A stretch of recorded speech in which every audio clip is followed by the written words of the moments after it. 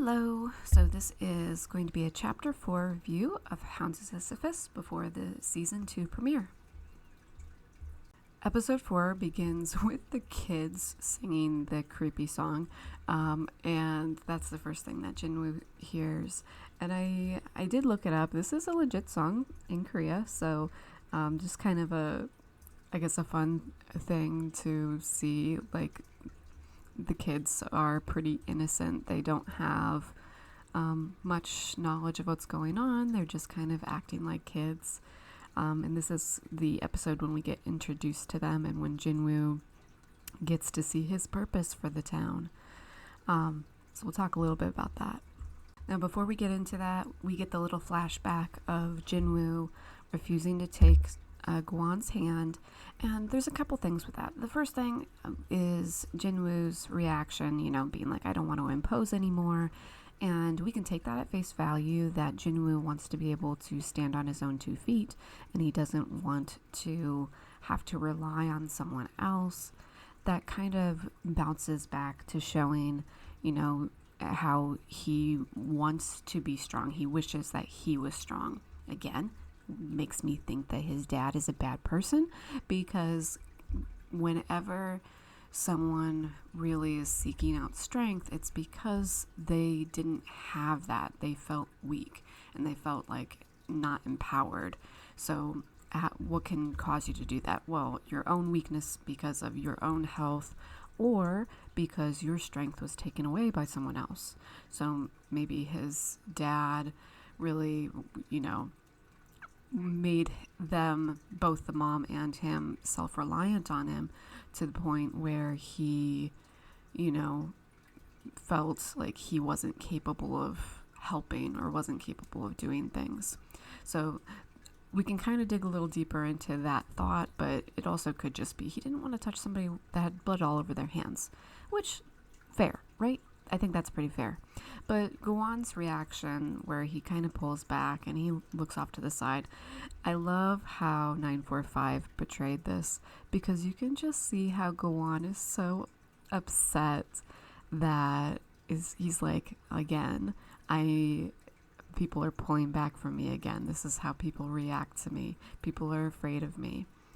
And I think that that's interesting to see, because he is a very imposing character and he really wants to take command, but he doesn't want people to be afraid of him. He wants them to trust his judgment and listen to what he says and, follow his lead, not because of fear, but because they think that he is a good leader. And he feels that the way he's doing that should get him what he wants, but it's not working out. So it's kind of interesting. I'd love to see more on how Gwan, came about with all of this, because you just see these little hints where he's making these snap judgments, and either someone was giving him, feeding him like, this is what you need to do as a leader, or more child mentality, like, this is what I think I need to do. I'm strong enough to do this, might as well do this, and not knowing how to do not as heavy a hand on things. Coming back to the present, Jinwoo finds Gwan waiting outside for him, and we get that image of the dragonfly again. So this is our second image of the dragonfly, and it is specifically on Gwan. Now, if you remember, dragonflies symbolize change. So growth, change, new things, basically. So the dragonfly specifically being on Gwan could be indicating Gwan, changing himself. Like, maybe right now it's less Jinwoo changing and adjusting to things, and more Gwan is doing things that are not his usual. At some point later on, the people in the town mention, like, he likes you the best. You know him best. So maybe his behavior right now isn't his typical. This isn't what he normally does. He can sense that Jinwoo, will maybe accept him, and he just keeps kind of pushing, hoping, okay, maybe if I back up a little bit, he'll accept me and, won't be afraid of me like everybody else. And maybe he's got that hope, and that's the change that he's going through right now. Because at the end of this season, we see where Guan is like, okay, I can do this. I can do what you want. I can listen to what you say. But then immediately, immediately does something different. I mean, I understand the reasoning behind it, but I think it'll be very hard for Guan to change in the way that Jinwoo is hoping. So we'll have to see how that goes. Another thing to kind of notice is Guan's unnatural abilities. So, I mean, we already know that there's something with Guan. I mean, I don't know exactly what it is, if he is, part maggot, or if he's just been altered, if whatever the thing is. But the fact that he's saying that he can hear the difference of the cement, like the shoes hitting the cement, and that it's showing that Jinwoo is walking a little bit better. That's the Hound aspect that we were all thinking before. That hasn't gone away. The things that Guan is able to do don't match what a normal person would do. So this is kind of some of the evidence that we see. Now, actually, flashback to episode 3, how Guan was able to just punch the maggot and, take him out. Like, that, I don't think that that's usual. But Guan is a giant. He's huge. So, I mean, try and take that with a grain of salt, I guess. But it's just funny, like all these little things that pop up. And it'll be interesting when the reveal happens, letting us know specifically how does Guan do all these things. Now, I had forgotten that this episode had so much in it. So the next little bit is about the town. Again, I just think it's so hilarious. They're like, okay, no, we don't need to name the town. Like, nobody said anything at any point. And I think it's partially because they're afraid of Guan, and they're like, okay, he didn't say anything. I guess it doesn't need one. They don't think anything of it. Like, this is not the thing to think about. Like, they are still focused on surviving. They're trying to make sure that he's happy. They're focused on so many other things that the name of the town, not important. That's not crossing anybody's mind. I think that's hilarious. But how Jinwoo just kind of randomly names the town, I think that's kind of interesting. Now, the name Stillwater, I've mentioned this before in other, recaps of the episode. Stillwater is a very common name. It's not like it's, a unique name for a town. There are places all over the world named Stillwater. It is what it sounds like. It normally is going to be around a water source that is, like a pond or a lake or something like that. It's meant to be a calming name. In the case of this, series, it feels a little ominous, but I don't know if, that's purposeful or what, because it can be either calm or it can be a little ominous sounding. So I don't know if the name will pop up again. Maybe when the Hounds come back, Guan is going to mention like welcome back to Stillwater or something. That would be kind of funny, and they'll be like, what?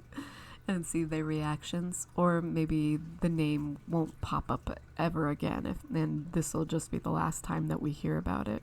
That would also be kind of funny. It's like, why mention it at all at that point? Now, the other bit that happens next is the kids' reaction. And I think it's so cute that the kids, they love Guan. They look up to him, and they have no idea, of what he's capable of or anything, because he doesn't show that to people, out inside the town. Normally, inside the town, everything is pretty still and calm and, okay. And they really try to avoid letting the kids hear these negative things. So he has this instinct to protect kind of their innocence and not let them know. But the thing is, like, when we get to later on in the series, these kids are never told anything. So at what point are they going to lose that innocence? Do they have to have a job at some point? Do they have to have a purpose? Or are they okay as they are? Like, are the kids a plot device to get Jinwoo to town because his personality would have led him to be a teacher, so we needed to have kids for him to teach? Or is it more like Jinwoo is going to need to be protecting these kids? We already know that later on they do go to stay with someone else in town, but we don't know who. So we might not see them as much going on in the series, but that feels a little bit like a letdown, like that they should have a greater role in the story for one reason or another. I will say that I feel like the kids are too smart. So when they introduce the twins and and the other little boy, Woojun, they talk about their age. Now, these kids are 6 years old. This very much could be where the author is not super aware of what kids are like when they're 6 years old. It could be, them talking about how they've tried to, make the kids a little bit smarter to handle things. But for 6-year-olds to take basically like a standardized little test and not be crazy wiggly is very impressive. And then the sheet that they are having them fill out, it feels like, you don't get to see very much on the page, but it still seems like it would be something that is above a 6-year-old's level. So I think that's kind of funny. So that's either like showing, yes, they're very smart little kids, or author does not know what a 6-year-old acts and behaves like. But every other interaction, I think, is pretty safe. It's just, the schoolwork side of it that's probably a little bit above them, which is kind of funny that Gowon was not able to do it. And that's how this episode ends, where we see that Gowon doesn't really know very much, and that's where Jinwoo is going to start tutoring him. But I think that's an interesting premise, where our main character is actually teaching the male lead, to try and help him. You see that in a couple other stories, but not normally. Normally the male lead knows everything, can do everything, is completely, capable and stuff. And I absolutely love the stories where the male lead has, a step down in one area or another. It just feels a little bit more realistic, especially when we think of how Gowon does not remember anything. He doesn't remember his past, but somehow he remembers how to read, and he somehow remembers all these other crazy things. That's not realistic. I think he really is starting from scratch, and he might have had some basic memories or something, but Jinwoo is going to have to reteach him all those stuff, and maybe it'll come back faster for him.